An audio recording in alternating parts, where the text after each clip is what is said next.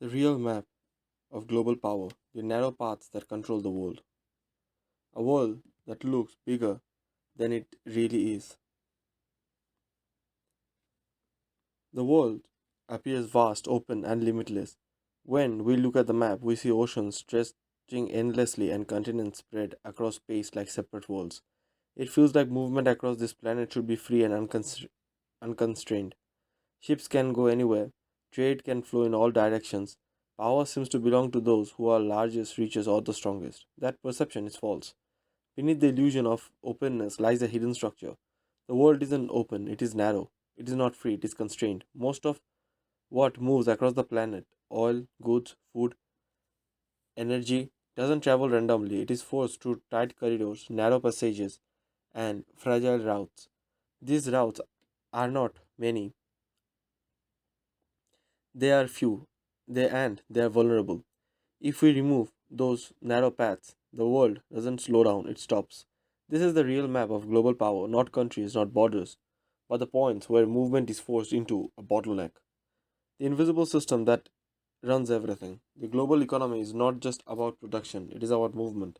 A product has no value if it cannot reach the place where it is needed. Oil in the ground means nothing, food in one country means nothing if another country cannot access it. Everything depends on flow. Factories produce goods, ships carry them, ports receive them, market distribute them. The chain looks simple, but it hides a critical truth. Every step depends on the previous one. Break one link and the entire system begins to fall. And within this chain, there is always a weakest point. That weakest point is the choke point. A choke point is not just a narrow piece of geography, it is a point where flow is forced into a strategic path. It is where options disappear, it is where control becomes possible. And whoever can control that point doesn't just influence trade, they influence outcomes. The strait where oil holds its breath. At the edge of Persian Gulf lies one of the most important pieces of water on earth, the Strait of Hormuz.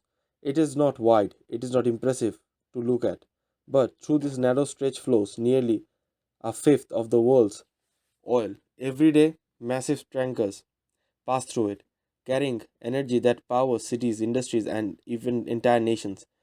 Now, let's imagine this passage closing. The effect is immediate. Oil prices surge, market panic, transportation cost rises. Inflation spread across countries that have never seen this strait. The impact is not local, it is global, and here is what where power reveals itself. The countries near this strait, especially Iran, do not need to control the entire world. They only need to threaten this one passage. That threat alone creates leverage. It shapes decision, it forces negotiations. The United States maintain a strong naval presence here not because of territory but because of flow. Because losing control here would mean losing stability across the global economy. This is not about geography, it is about pressure points, the artery that feeds Asia. Far to the east lies another narrow path, the Strait of Malacca. This strait connects the Indian Ocean to the Pacific. It is one of the busiest shipping lanes in the entire world. Goods from Europe, Middle East, and Africa pass through here on their way to Asia. For countries like Japan, China, and South Korea, this route isn't optional, it is essential. China, in particular, depends heavily on this passage for its energy imports. This creates a strategic vulnerability, often called the Malacca dilemma. If this route is blocked, China's economy faces immediate strain. Factories slow down, energy supplies tighten, growth begins to crack. This is the reality of dependency. A nation can build massive cities, strong armies, and powerful industries, but if its lifeline passes through a narrow corridor, controlled or threatened by others, its power is limited. This is why nations invest heavily in alternative routes, ports, and even military presence around such areas, not because they want expansion, but because they fear restriction. The shortcut that changed continents. In Egypt, a man made line cuts through land and reshapes global trade, the Suez Canal. This canal connects Europe and Asia without requiring ships to travel around Africa. It saves fuel, time, and cost.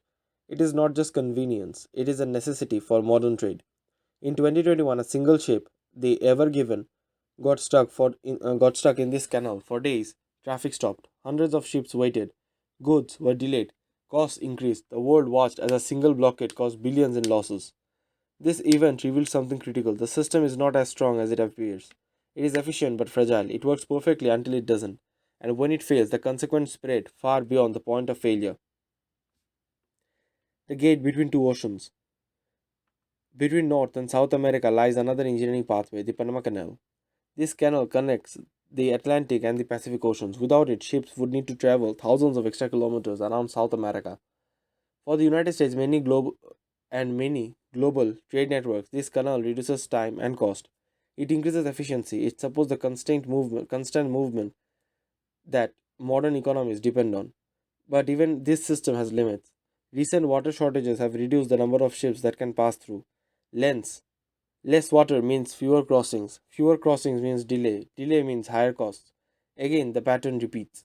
A single constraint in a single location creates ripple effects across the entire system. Pattern that explains everything. At first glance, this place can seem unrelated. Different regions, different histories, different political situations, but they share one thing. They are narrow. There are points where movement is forced because because movement is forced, control becomes possible. This leads to a simple but powerful truth. Power is not about how much you have. Power is about how much you can stop. A country may reduce oil, but if it cannot move it, that oil has zero value. A nation may manufacture goods, but if its goods cannot reach markets, they become useless. Control the flow and you control the outcome. A world built on fragile lines, the modern world depends on speed and efficiency. Goods move quickly, energy flows constantly, systems are optimized for maximum output with minimum delay, but optimization creates weakness. There is little redundancy, there are few alternatives. When a choke point fails, there is no easy backup. This makes the system powerful but also fragile. It is like a river forced through a narrow canyon. The flow is strong, but the path is fixed. Block the canyon and the river stops. There is little redundancy, there are few alternatives. When a choke point fails, there is no easy backup.